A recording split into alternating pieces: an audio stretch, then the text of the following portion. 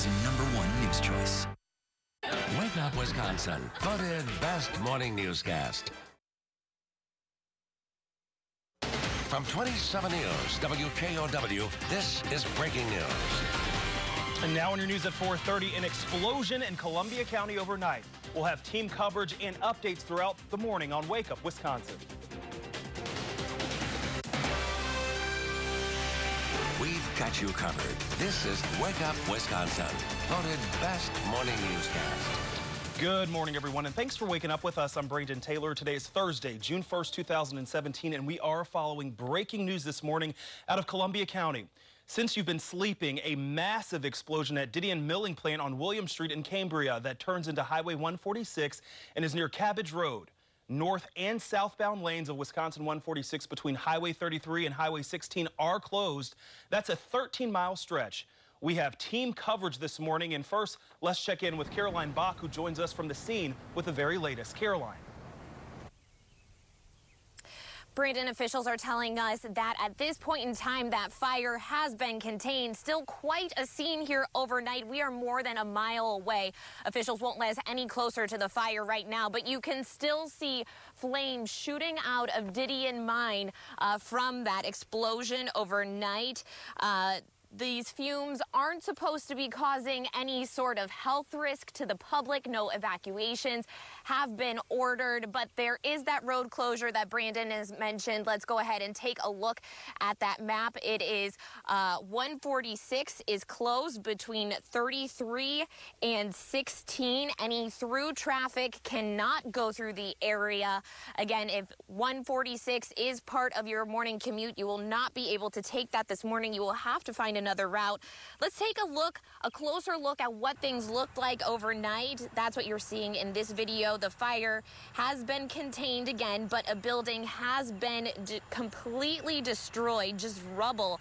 The plant runs 24 hours. We're not sure how many employees were there at the time of this explosion. Families are still trying to contact the village, wondering where people are this morning. Some are at hospitals. We're not sure where everyone is right now, though. I live only about 5 blocks away from where this occurred, and it was a startling sound, yes. So I'm assuming, yes, that pretty much everyone in the community who was awake or didn't have their TV too loud heard it, yes. And the power went out immediately, so it got everybody's attention one way or the other. Yeah, getting everyone's attention, that's for sure. People from all over southern Wisconsin are heading to this area to help this morning. For more on that, here's 27's Catherine Larson, also live this morning. That's right, Caroline. We know that the Red Cross is on their way right now, but getting here into the heart of Cambria, a real challenge this morning. Check out behind me, as you can see for yourself, the road here into 146 is closed. The Highway Department, the Columbia County Highway Department, closing it down.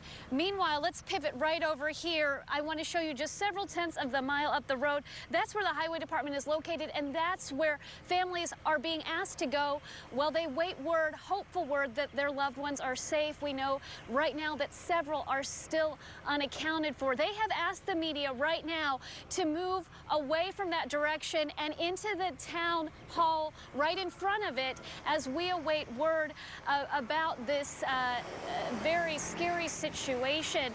But this is causing great concern for our community, and the impact is expected for many years to come. Take a listen right now what the village president had to say about just that. It's going to be a big blow to the community, both with the shock of the situation and economically. There's going to be a lot of people that are going to struggle with employment, at least for the time being, until they can get the plant up and running again. Again, that was the village president speaking about the impact to this community. We know that village president, Mr. Williams, he is right now has left the scene. He is actually trying to get a couple hours of shut-eye before he comes back to brief the media again. But definitely a very chaotic situation and something that we will be continuing to follow throughout the morning. For now, we're live here in Cambria. Catherine Larson, 27 News. Yeah, busy night indeed. We will stay on top of this story. Catherine, thank you. 27 News Time is 4:34. Let's switch gears now and check in with meteorologist Star Derry. Good morning, Star. Good morning, Brandon. We have plenty of weather off to the south and west, even off to our north, but bring this view in a little bit closer. You can see quiet weather for us here in southern Wisconsin. In fact, hardly anything to even see on this picture. You really just have to watch the clock to see that there is movement here because hardly a cloud even in the sky. Here's a look at our current conditions. Nice and clear in Baraboo, 42 degrees there. Camp Douglas, 39. Janesville, 46 degrees this morning. Low 50s for Mineral Point and upper 50s for Monroe. Watertown, though, a little bit cooler in those lower 40s. The record for this date was 100 degrees set back in 1934. We won't be anywhere close to that record today. In fact, we'll be a lot closer to where we should be this time of year as we climb back into those 70s. The wind very quiet this morning, just a light breeze in Monroe and Platteville, Prairie du Chien around 3 miles per hour, but calm in Baraboo and in Lone Rock. As we head throughout today, we have a fantastic forecast for you. If you liked yesterday, today will be even better. We even have some toasty temperatures that we're talking about. Wait until you see these numbers. Plus, tracking storms. Of course, the wet weather will return. I'll let you know when. Coming up in your full forecast in just a little bit, Brandon. All right, thank you, Star. 27 News Time is 4:36, and President Trump is set to announce his decision on the Paris Climate Accord today. And Senator Ron Johnson says he's okay with the president pulling the U.S. out of the Paris Climate Agreement. In an interview with 27 News Wednesday, Senator Johnson said he questions why men and women are so arrogant to think we need to control the Earth's temperature and keep it at its current level. He feels little would be accomplished by staying in the agreement, which 195 nations signed in an attempt to cut greenhouse gas emissions.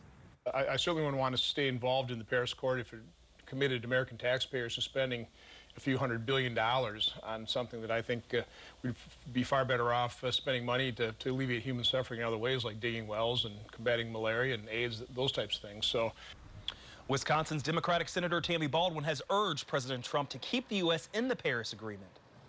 Former FBI Director James Comey will testify publicly before a Senate panel. A source says he is expected to detail his accusations that President Trump pressured him to stop his investigation into Trump aides' possible ties with Russia. He's also expected to stand by accounts that the president demanded his loyalty before he was fired.